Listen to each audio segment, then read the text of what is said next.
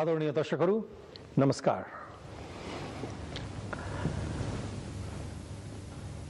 सोचिरहेको छु कि कुरा कहाँबाट सुरु गरौं र कार्यक्रम कसरी प्रस्तुत गरौं।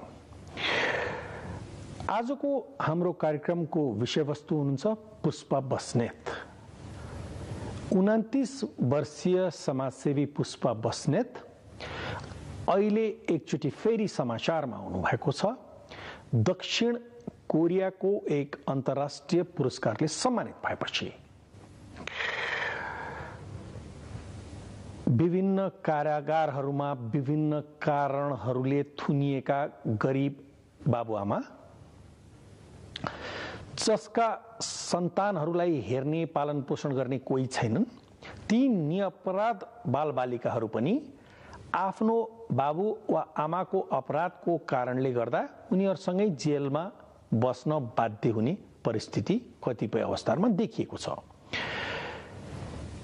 यस क्षेत्रमा पुष्पा बस्नेतको संस्थाले विगत केही वर्षहरूदेखि, विगत 8 वर्षको अवधिदेखि काम गर्दै आएको छ। आजभन्दा करिब 2.5 वर्ष अघि मैले पुष्पा बस्नेतलाई भेटेँ।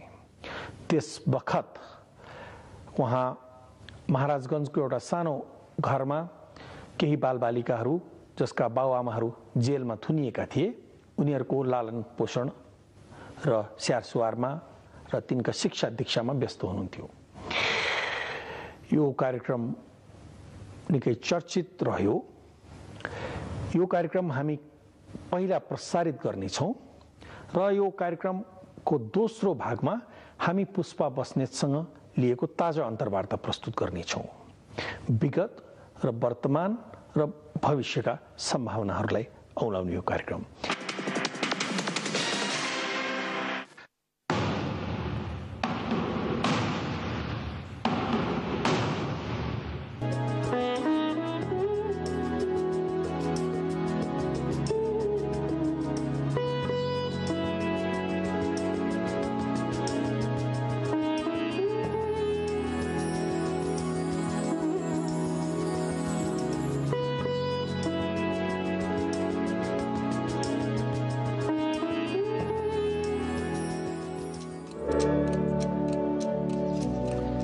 धेरै बेर भयो म पृथुसलाई पर्खिराखेको छु।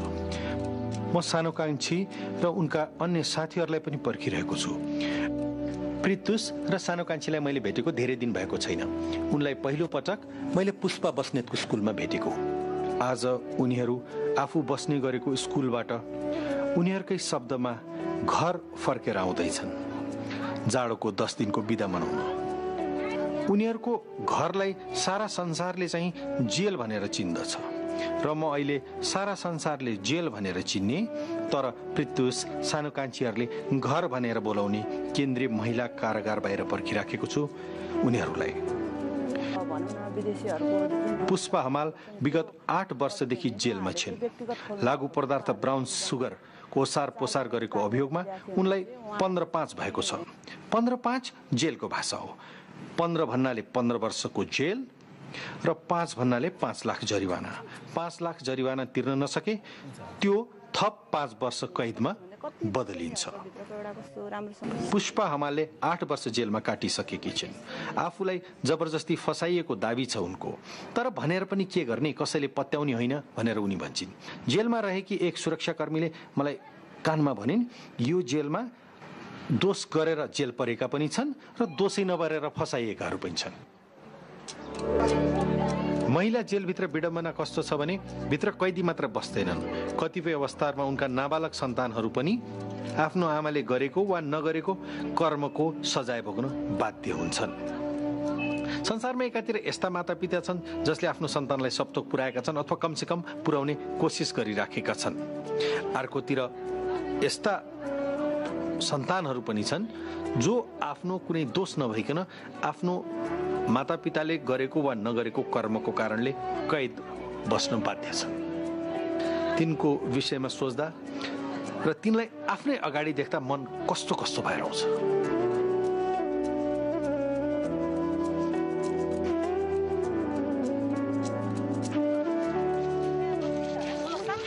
यतिकैमा बच्चाहरू आइपुगे।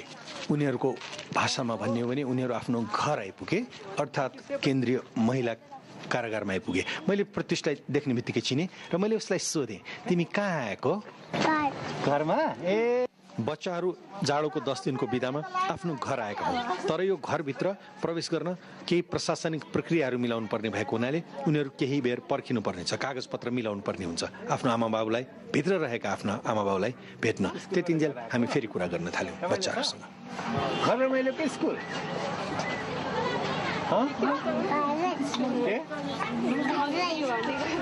स्कुल सानकान्छी हो? ए, सानकान्छीको कस्तो छ अहिले? ठिक छ? कहाँ आएको? घरमा आएको? कस्तो छ तिम्रो? राम्रै छ? घर रमाइलो छ कि स्कुल छ?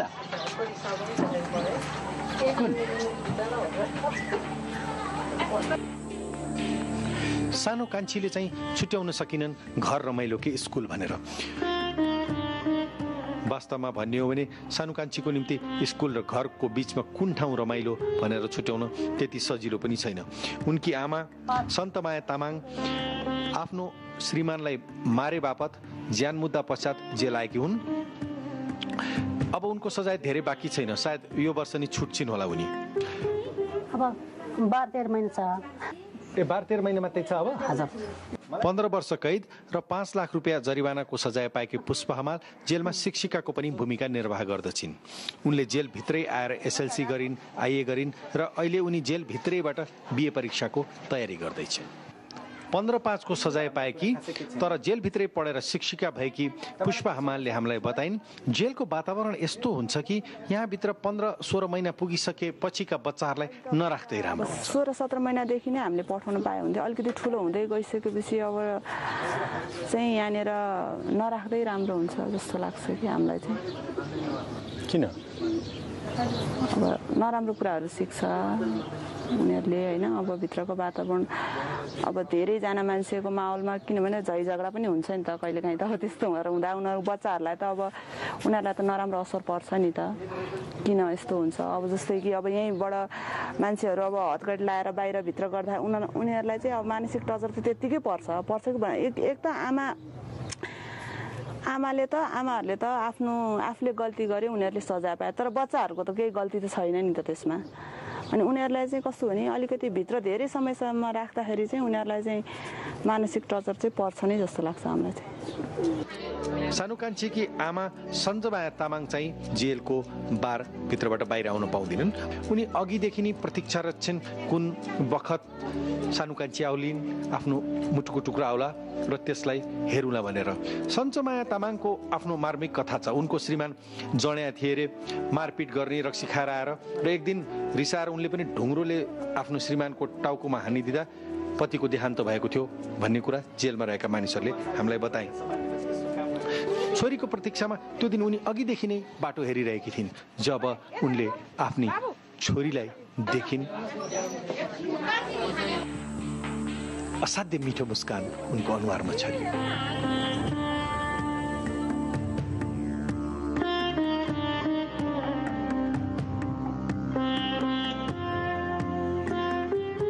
यी तिनै सानो कान्छी हुन् जसले पुष्पा बस्नेतको कुर्ता समात्दिँदा पुष्पा बस्नेतले अनुहार रातभरि बिर्सिन सकिनन्, घटना रातभरि बिर्सिन सकिनन् र उनले जिन्दगीमा एउटा अठोट गरिन् कि उनी जेलमा कैद हुन बाध्य भएका बालबालिकाको निम्ति आफ्नो तर्फबाट पनि केही गर्ने छिन् भनेर।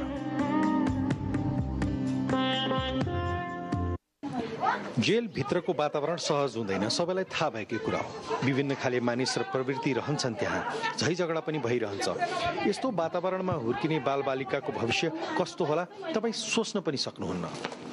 यस्तो वातावरणबाट ससाना बालबालिकालाई बाहिर ल्याएर पालन पोषण शिक्षा दीक्षा दिने काममा पिए नेपाल, सेतु नेपाल, बाल मन्दिर, पारिजात जस्ता सङ्घ संस्थाहरू लागिरहेका छन्। पुष्पा बस्नेत यो कार्यमा संलग्न हुन प्रारम्भ गर्दा उनको उमेर मुस्किलले 20-21 वर्षको हुँदो हो। पुष्पा बस्नेत खासै राम्री विद्यार्थी थिइनन्। एसएलसीमा फेल भएकी, परिवारको नाक काटेको भनेर आरोप लगाएकी हुन त उनी हुने खाने घरकी केटी हुन्। त्यसपछि सेन्ट जेभियर्स कलेजबाट जहाँ उनी ब्याचलर इन सोसियल वर्क पढिराखेकी थिइन् 1 वर्षको निम्ति निष्कासित भएकी खासै राम्रो विद्यार्थी थिइनन् पुष्पा। तर पुष्पाको मनमा बालबालिकाको निम्ति स्नेहको चाहिँ कुनै कमी थिएन, मायाको कुनै कमी थिएन।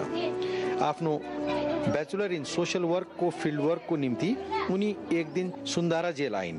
उनी यो देखेर छक्क परिन् कि जेलभित्र कैदी त छँदै थिए, तर तिनका साथ केही नाबालकहरू पनि कैदमा कैद थिए। जेलमा सानो कान्छीले पुष्पा बस्नेतको कुर्ता समाइन् र छोड्दै छोडिनन्। पुष्पाले पनि सानो कान्छीको मुहारलाई बिर्सनै सकिनन् र त्यसपछि बदलियो पुष्पा बस्नेतको जीवनधारा, त्यसपछि बदलियो उनको विश्वास। आदरणीय दर्शकहरू, यहाँहरू हेर्दै हुनुहुन्छ कार्यक्रम दिशानिर्देश। यो कार्यक्रममा आज हाम्रो विषयवस्तु हुनुहुन्छ, विषयवस्तुको केन्द्रमा हुनुहुन्छ पुष्पा बस्नेत, जसले दक्षिण कोरियाको एक अन्तर्राष्ट्रिय पुरस्कार हालै प्राप्त गर्नुभएको घोषणा गरिएको छ। पुष्पा बस्नेतसँग सन्दर्भित यो कार्यक्रमको पहिलो भागमा अहिले हामी प्रस्तुत गर्दैछौँ 2.5 वर्ष अगाडि खिचिएको एउटा भिडियो, र यो भिडियोको समाप्ति पछि हामी पुष्पा बस्नेतसँगको ताजा अन्तर्वार्ता प्रसारित गर्नेछौँ। अहिलेको निम्ति पुरानो भिडियोतर्फ एकचोटि फेरि फर्कौँ।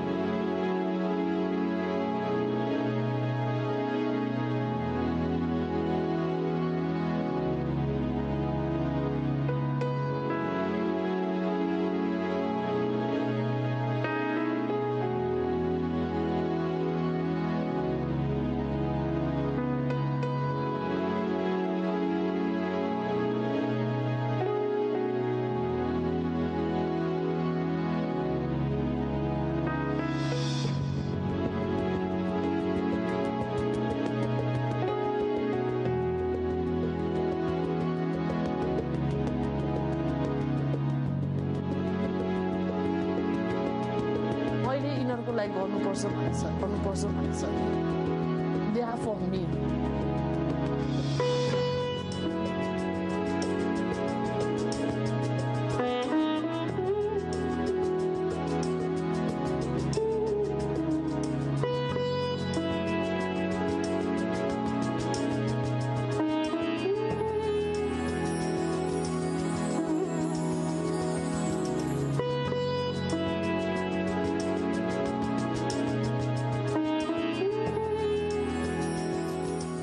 फर्स्ट टाइम म त्यहाँ जेलभित्र छिर्दाखेरि कस्तो भयो भने त्यहाँ जाँदाखेरि मैले फर्स्ट इन्काउन्टर गरेँ, त्यो सानो बच्चाहरू देखेँ कि, अनि देख्दाखेरि चाहिँ मलाई कस्तो भने अब यहाँ पनि बच्चा हुँदो रहेछ, यस्तो जेलभित्र पनि बच्चा राख्दो रहेछ। जिन्दगीमा पहिलो पटक जेल जाँदा पुष्पाले देखिन् सानो कान्छीलाई, सानो कान्छीले भेटिन् पुष्पालाई। अनि पुष्पाको कुर्ता समात्दै पुष्पा जता जता जेलमा जान्थिन् यी सानी कान्छी पनि पुष्पालाई पछ्याउँदै हिँड्थिन्। त्यहाँ जाँदाखेरि चाहिँ सानो कान्छीले हो मेरो कुर्ता तानेको थियो। उसले कुर्ता तान्दाखेरि चाहिँ मलाई कस्तो भयो भने यो के गरेको होला यो बच्चाले मलाई भन्ने जस्तो भयो कि। अनि त्यसलाई हेर्ने त्यो कस्तो थियो भनेपछि त्यो बच्चामा यस्तो थियो कि सियादा चाम जस्तो के हुन्छ नि, ऊ अर्कै थियो कि मेरो लागि हुन्छ नि। म सोच्न पनि सकेको थिएन त्यो बच्चा त्यस्तो छ। मलाई के भयो के हुन्छ नि, अब यो बच्चाले तान्यो मेरो कुर्ता, किन तान्यो मलाई, के भन्यो, के हेरेर तान्यो भयो कि मलाई। अनि त्यसपछि अनि कुरा गर्दै गयो, तर त्यो बच्चा मेरो पछि पछि लाग्यो क्या। पहिलो पटक जेल पुगेकी पुष्पा घर फर्किसकेपछि पनि सानो कान्छीको अनुहारलाई बिर्सिन सकिनन्। घरिघरि तिनका आँखाहरू पुष्पाको मनमा आइरहे र उनले त्यो रात निर्णय गरिन् कि म अब जिन्दगीमा जेलभित्र रहेका बच्चाहरूको निम्ति केही गर्ने कोसिस गर्छु। आदरणीय दर्शकहरू, यी त भए पुराना कुराकानीहरू 2.5 वर्ष अघि रेकर्ड गरिएका। यो कार्यक्रम प्रसारित भएपछि पुष्पा बस्नेतको जिन्दगी र उहाँको संस्थाको स्थितिमा पनि थोर बहुत बदलाव आइसकेको छ। आजभोलि चाहिँ उहाँ के गर्दै हुनुहुन्छ यस विषयमा कुराकानी गर्नको निम्ति हामीले पुष्पा बस्नेतलाई कान्तिपुर टेलिभिजनको स्टुडियोमा निम्ताएका थियौँ। अब प्रस्तुत छ सो भिडियो रेकर्डिङ, सो इन्टरभ्यूको भिडियो रेकर्डिङ।